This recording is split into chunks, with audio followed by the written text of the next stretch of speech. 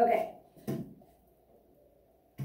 So I'm seeing labels of position and our units of the meter, our label of time in seconds.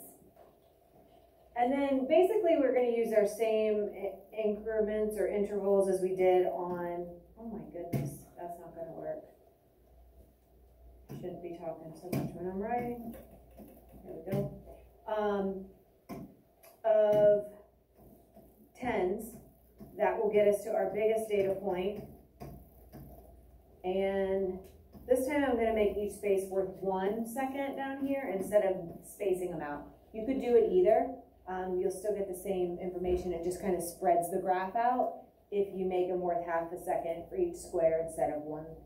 All right, this one's a little bit messier because our values are not going to land right on the grid lines like they did the first time, but that's okay. We just go with what's there. So at 1 second, we go 2 meters. So I'm going to be just above my 0. At 2 seconds, it's 8, so I'm going to be just below my 10. At 3 seconds, it's 18, so I'm going to be just below my 20. At 4, we jump up to 32, so above my 30 line. And then 5 is right at 50. Okay, so we're going to go here and connect them, and we do get that curved line showing, which is what we should. This is velocity that is changing. Okay, again, I'm going to prove, you don't have to do this on your paper, but I'm going to prove using the equation for velocity that our velocity is changing, which it should be because this is a curved line.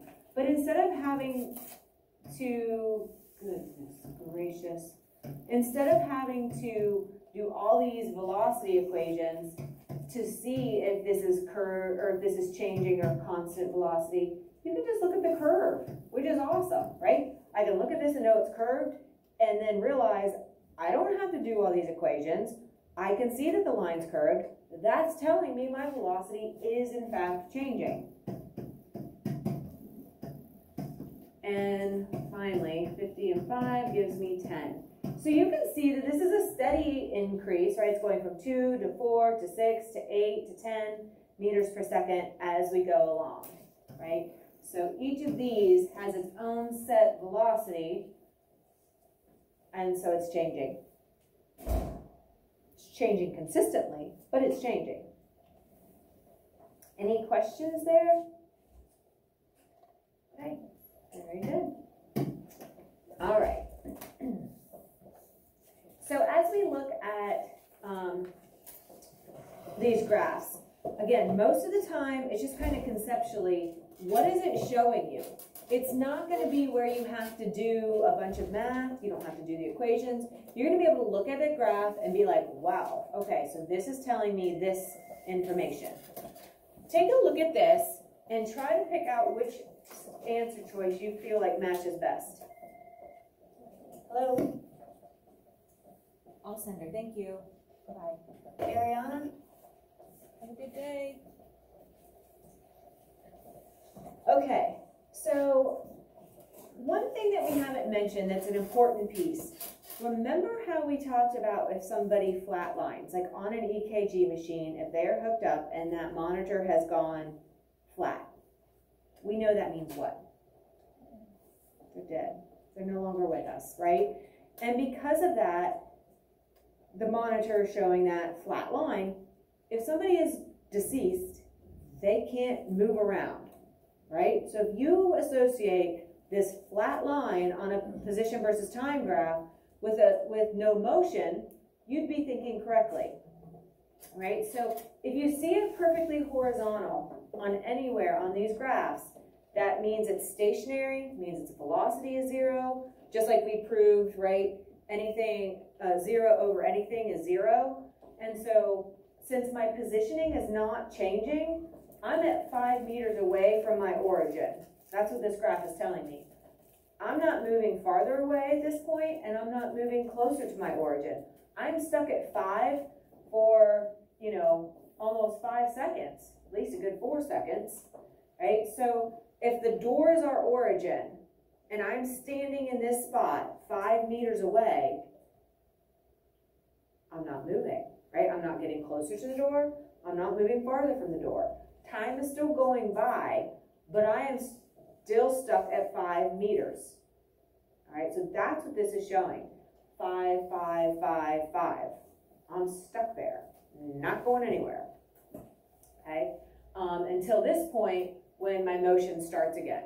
All right, so take a look here.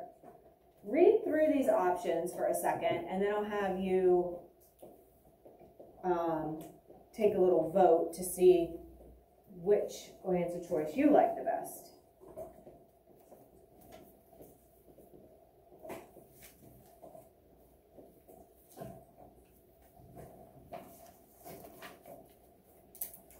Okay, the ball moves along a flat surface, then it moves forward down a hill and finally stops.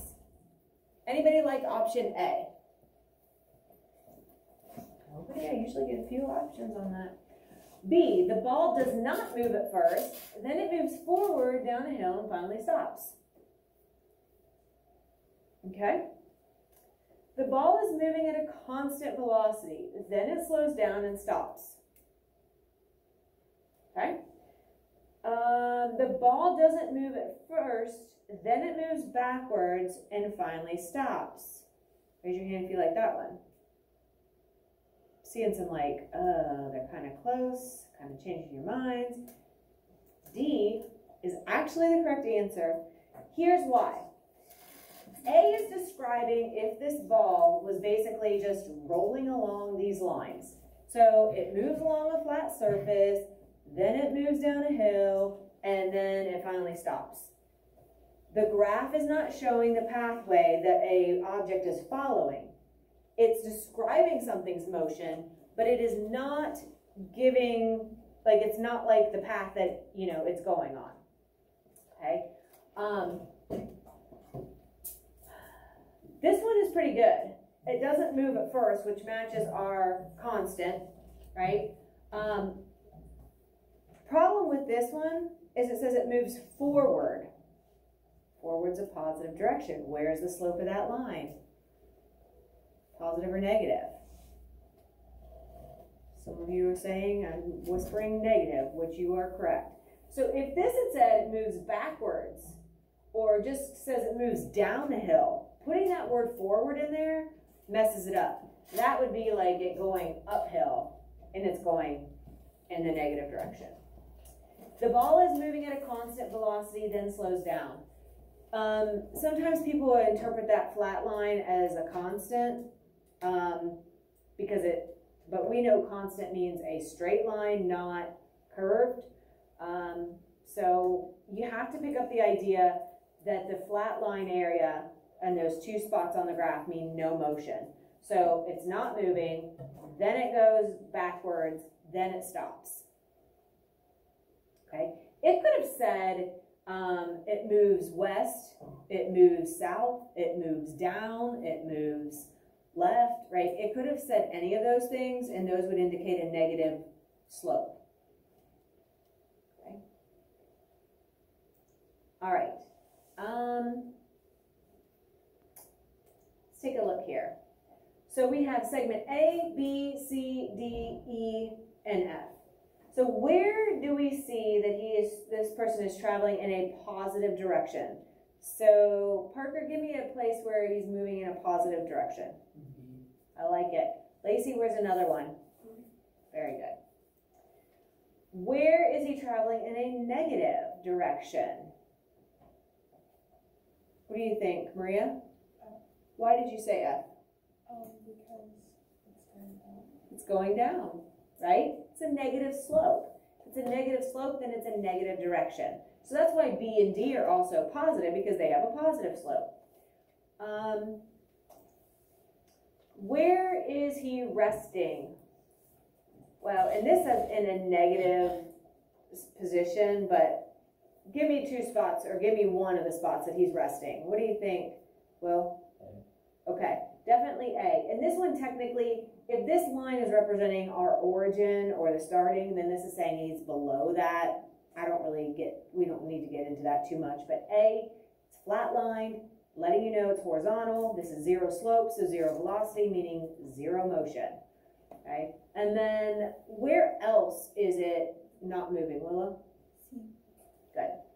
So we see it at C, and that's right at what they're saying is the origin. That's what this line is kind of telling us.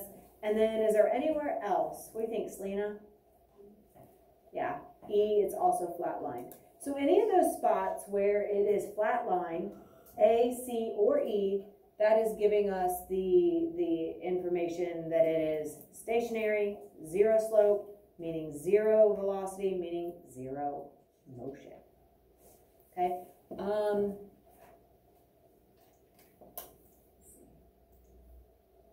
We're gonna actually skip this one because we just graphed that.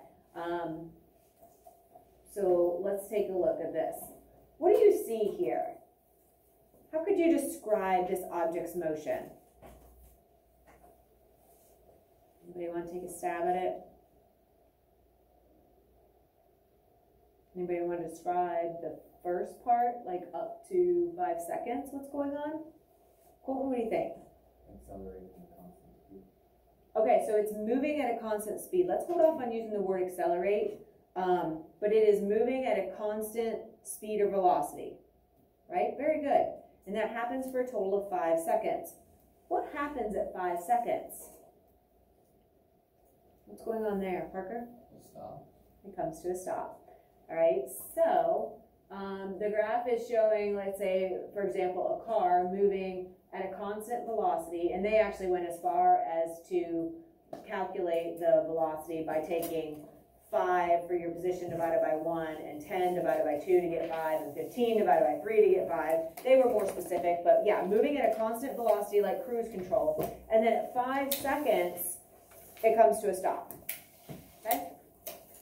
So the flat line means that it is not changing there. And so this is what his little ticker data would look like. We see that there as well. So we'll go ahead and stop there.